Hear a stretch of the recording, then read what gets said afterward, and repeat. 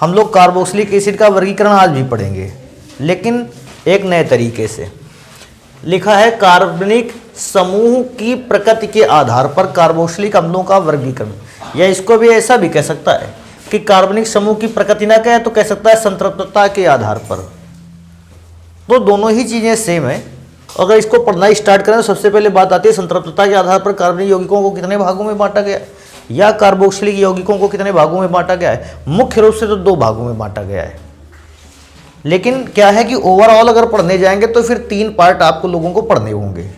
पहले पार्ट को स्टार्ट करते हैं। जैसे सबसे पहले नंबर पर आता है कि कौन से प्रकार का कार्बोक्सिलिक अम्ल आता है। तो बेटा पहले प्रकार का कार्बोक्सिलिक अम्ल आता है संतृप्त या सैचुरेटेड कार्बोक्सिलिक एसिड। अच्छा, संतृप्त कार्बोक्सिलिक एसिड किसको कहते हैं? जिसमें कार्बन के परमाणुओं के बीच एकल बंध पाया जाता हो। तो मैं यहां लिखे भी देता हूं, इनमें कार्बन एटम के बीच एकल बंध, या आप ऐसा भी बोल सकते हो कि सिंगल बॉन्ड पाया जाता है। आपके पास ऐसा कार्बोक्सिलिक एसिड जिसमें अगर आप कार्बन परमाणुओं को देखते हो तो उन कार्बन परमाणुओं के बीच में सिंगल बॉन्ड अगर पाया जाता है, आप ऐसे कार्बोक्सिलिक एसिड को कहते हो संतृप्त कार्बोक्सिलिक एसिड। अच्छा, संतृप्त कार्बोक्सिलिक एसिड में से अगर मैं एग्जाम्पल देखने के लिए चलता हूं कि क्या संतृप्त कार्बोक्सिलिक एसिड का कोई एग्जाम्पल है? बिल्कुल है। और एग्जाम्पल में देखो, सबसे पहले मैं लिखूंगा CH3 single bond CH2 single bond COOH। अब बेटा यहां पर अगर देखोगे, कार्बन से कार्बन के बीच सिंगल बॉन्ड और यहां भी कार्बन से कार्बन के बीच सिंगल बॉन्ड। अच्छा, नाम की बात है कि नाम तो तकरीबन सभी लोग जानते हो इसको। कार्बन कितने हैं? 3 हैं, प्रोपेनोइक एसिड। और नहीं भी जानते हो तो परेशान मत हो, अभी हम लोग IUPAC नाम पढ़ेंगे या साधारण नाम पढ़ेंगे तो इनके नाम भी आसानी से जान जाएंगे। तो नाम पर इतना परेशान नहीं होते हैं अभी थोड़ी देर के लिए। तो पहला एग्जाम्पल तो बेटा ये हो गया आपका। सेकंड कहता है क्या एक और एग्जाम्पल है? तो बिल्कुल बेटा एग्जाम्पल देखो, CH3 single bond COOH।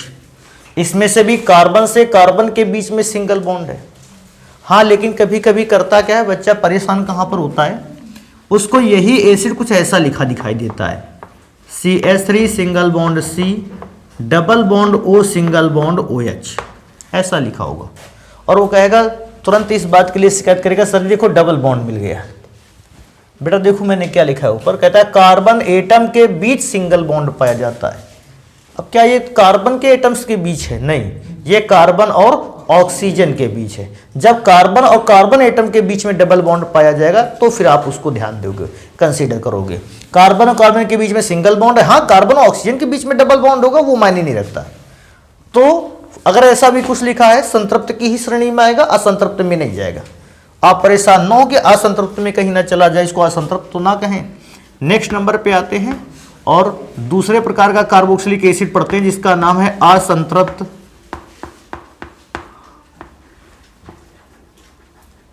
Carboxylic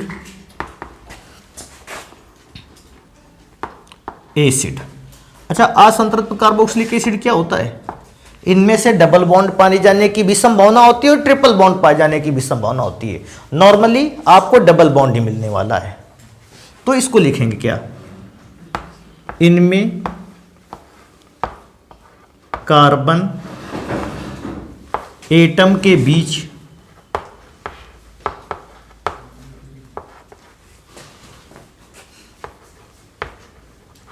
बहुआबंध। अब कहोगे सर ये बहुआबंध का मतलब क्या है? बहुआबंध का मतलब जानते हो, एक से अधिक आबंध।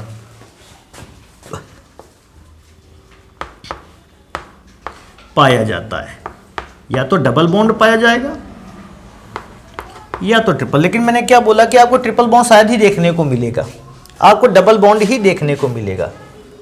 तो डबल बॉन्ड में से अगर इसके एग्जाम्पल ढूंढने चलें तो बेटा देखो इसके एग्जाम्पल तैयार रखना, वैसे अपने कोर्स में बहुत सारे तो हैं नहीं ऐसे, तो जो भी हैं उसी को हम ध्यान से तैयार करके रखेंगे। पहला है CH2 double bond C single bond COOH, रुक जाओ, CH, देखो डबल H लिखते हैं जी। कार्बन की वैलेंसी देख लेते हैं, 2 बॉन्ड हो गए, तीसरा और चौथा ठीक है बिल्कुल। देखो कार्बन और कार्बन के बीच में डबल बॉन्ड पाया जा रहा है। अच्छा कोई पूछेगा इसका नाम क्या है, इसका नाम है एक्राइलिक एसिड। हाँ, एक्राइलिक एसिड, इसको ध्यान रखना, एक्राइलिक एसिड नाम है। वैसे CH2 डबल बॉन्ड अगर CH लिखा हो तो उस कंपोनेंट को कहते हैं एक्राइल। अब एक्राइल में कार्बोक्सिलिक ग्रुप लग गया तो एक्राइलिक एसिड। बेटा एक और नाम है इसका, इसका क्या मतलब, एक और एग्जांपल इसका, CH3 single bond CH double bond CH single bond CH2 COOH। अगर इसका नाम कोई पूछेगा तो इसका नाम है क्रोटोनिक एसिड, क्रोटोनिक एसिड। तो इसको थोड़ा सा याद रखिएगा, इसमें भी कार्बन परमाणुओं के बीच में डबल बॉन्ड पाया जा रहा है, क्योंकि कार्बन परमाणुओं के बीच में डबल बॉन्ड है इसलिए यह भी असंतृप्त कार्बोक्सिलिक एसिड की श्रेणी में आएगा। नेक्स्ट नंबर पे चलेंगे तो ये तो देखो एक संतृप्त हो गया, एक असंतृप्त हो गया, एक इनसे थोड़ा सा अलग व्यवहार का, लेकिन उसको सम्मिलित इसी में कर लेंगे क्योंकि अभी छोड़ देंगे ना उसको तो फिर वो छूट ही जाएगा। इसलिए संतृप्त असंतृप्त तो लास्ट वाला जो रह जाता है वो इसी में से मैं लिखे देता हूं। कहता है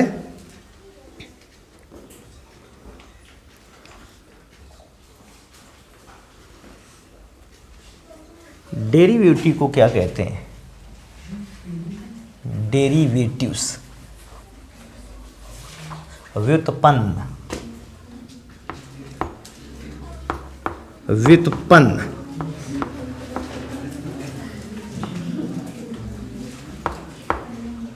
कार्बोक्सिलिक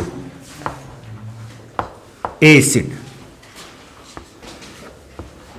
अब देखो अगले नंबर पर बात करेंगे कि डेरिवेटिव कार्बोक्सिलिक एसिड क्या होता है या व्युत्पन्न कार्बोक्सिलिक एसिड क्या होता है।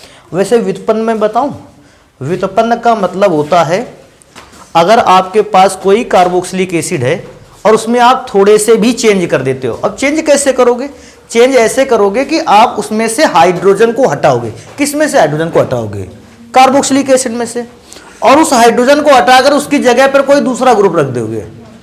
इस प्रकार से जो भी आपके पास एसिड बनकर तैयार होगा उस एसिड को कहा जाएगा व्युत्पन्न कार्बोक्सिलिक एसिड। अब देखो तुम लोगों को अगर इसका पहले तो मैं लिख देता हूं, क्या लिखते हैं कि ये सामान्यतः कार्बोक्सिलिक अम्लों, ये सामान्यतः कार्बोक्सिलिक अम्लों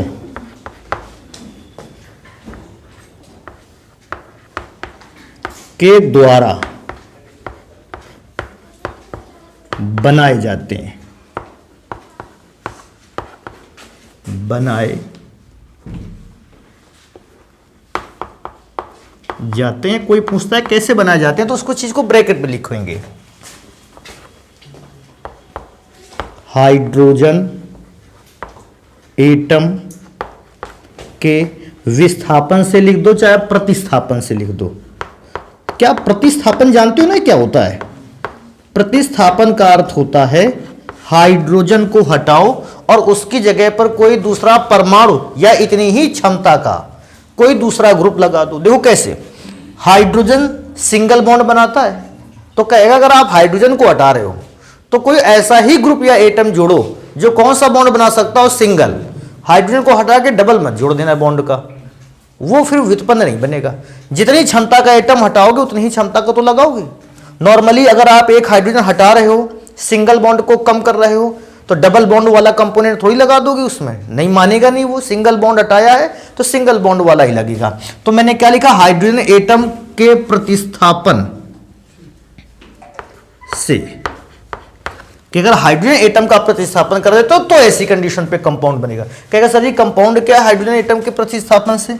ध्यान से देखो इसको, अगर इसके एग्जाम्पल पूछे, वैसे तो ऐसे एग्जाम्पल बहुत ही कम अवेलेबल हैं। पहला एग्जाम्पल अवेलेबल है CH, देखो समझो ये एग्जाम्पल नहीं लेकिन फिर भी समझ लो इसको, CH3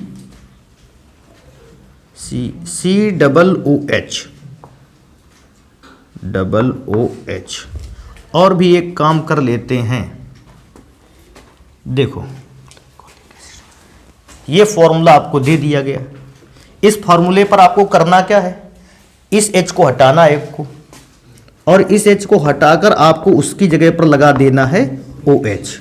अगर आप OH लगा देते हो ऐसे फॉर्मूले को बनाकर तैयार करते हो, इसको कहते हैं ग्लाइकोलिक एसिड। तो CH2OH CH3 था, पहले देखो एक बार मैं दोबारा से इसको बता दूं, ये काहे का फॉर्मूला था, एसिटिक एसिड का, और उसमें से आपने क्या हटाया, H, तो H कितने बचे, 2। अच्छा ये भी जानते हो H सिंगल बॉन्ड के थ्रू जुड़ा होता है, तो अब जो भी ग्रुप इस पे लगेगा कि वो भी सिंगल बॉन्ड ही बनाता होगा। तो इस ग्रुप में मैंने एक पदार्थ जोड़ दिया OH। कुछ बुक्स ने क्या कर रखा है, इसे CH2 के बाद OH लिख लेते हैं, कोई फर्क नहीं पड़ता इससे, और ये फॉर्मूला है ग्लाइकोलिक एसिड का। अभी नेक्स्ट नंबर पे चलते हैं, एक और एग्जांपल इसका देख लेते हैं। कहता है क्या कोई और एग्जांपल भी है? हाँ बिल्कुल है, देखो ये example CH3 single bond CHOH single bond COOH। ये जो आपको फॉर्मूला मिला है, जानते हो ये फॉर्मूला कैसा था? ये ऐसा फॉर्मूला था, नॉर्मल एक कार्बोक्सिलिक एसिड था, और इस कार्बोक्सिलिक एसिड में आपने जानते हो क्या किया, आपने ये वाला H क्या कर दिया, रिमूव कर दिया, हटा दिया, अलग कर दिया, और एक H अलग करने की जगह पर फिर उसकी जगह पर आपने रखा है एक OH। तो आपने क्योंकि फिर उसको उसी तरह से बनाया कि एक हाइड्रोजन एटम का प्रतिस्थापन कर दिया, उसकी जगह पर एक ग्रुप रख दिया OH। जानते हो ये क्या का फॉर्मूला है? इसको तो बहुत अच्छे तरह से तैयार रखो, लैक्टिक एसिड इसको कहते हैं। तो इसको कहते हैं लैक्टिक। कहाँ पाया जाता है लैक्टिक एसिड? हाँ, दूध और दही में पाया जाता है लैक्टिक एसिड। अब कहोगे सर दूध में अगर लैक्टिक एसिड पाया जाता है तो ये हमको स्वाद में खट्टा क्यों नहीं लगता?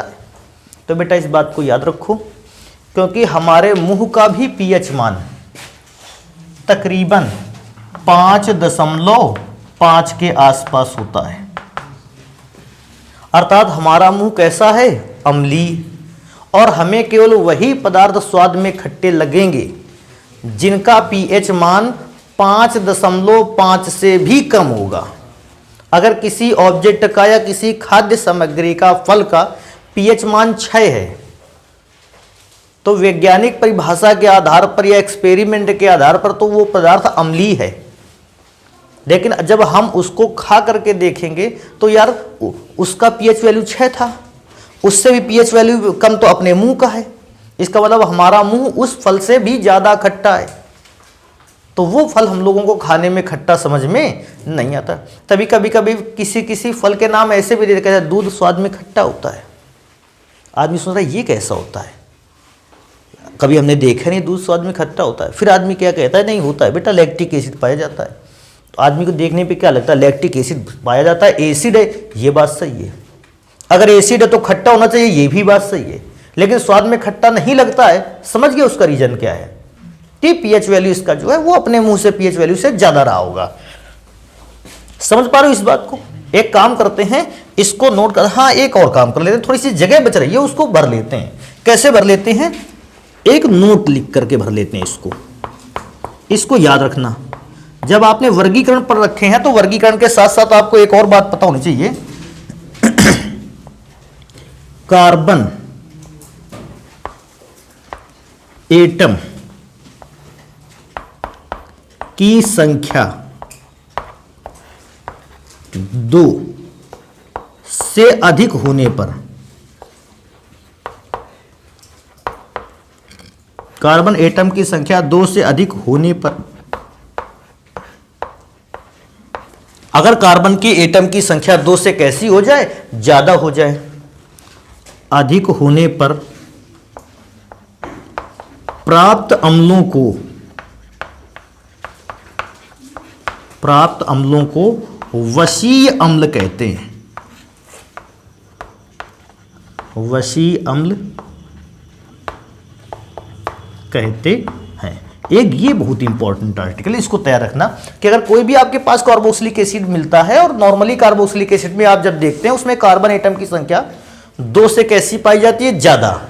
2 से ज्यादा का मतलब जानते हो, 3, 4, 5, 6 अगर ऐसा पाई जाती है तो ऐसे एसिड को आप कहते हो वसीय अम्ल या फैटी एसिड उन्हीं को कहते हैं। आप वसीय अम्ल नहीं कहना चाहते तो आप समझ जाइए इसको ये भी कह सकते हैं फैटी एसिड। जानते हो इसको क्यों कहते हैं फैटी एसिड? बिकॉज या दो प्रकार से इसको कह सकते हो, या ये कह सकते हो वसा में इस प्रकार के अम्ल पाए जाते हैं। किस प्रकार के अम्ल पाए जाते हैं? जिनमें कार्बन परमाणुओं की संख्या 3 या 3 से अधिक होती है। एक तो ऐसा बोल सकते हो, या दूसरा ऐसा बोल सकते हो वसा का निर्माण ही तब होता है जब उसमें 3 या 3 से ज्यादा कार्बन वाले एसिड होते हैं, या यही एसिड वसा का निर्माण कर पाते हैं। तो समझ रहे हो इनको वसीय अम्ल क्यों कहते हैं या फैटी एसिड क्यों कहते हैं? क्योंकि जब भी कभी किसी वसा को आप देखने जाओगे, उस पर एसिड को पता करोगे, उस एसिड में या तो कार्बन 3 होंगे या कार्बन 3 से कैसे होंगे, ज्यादा, या और भी अच्छे शब्दों में अगर देखा जाए कार्बन परमाणुओं की संख्या 2 से ज्यादा होगी। 2 से ज्यादा का मतलब 3 या 3 से ज्यादा, आप ऐसे बोल सकते हो। तो इसलिए उनको फैटी एसिड बोला जाता है। तो एक काम करोगे, इसको जल्दी से नोट करोगे, फिर अभी पढ़ते हैं क्या कि अगर आपके पास कार्बोक्सिलिक एसिड है उसके नामकरण कैसे किए जाए, नाम कैसे बताए जाए, तो इसको नोट करो भैया।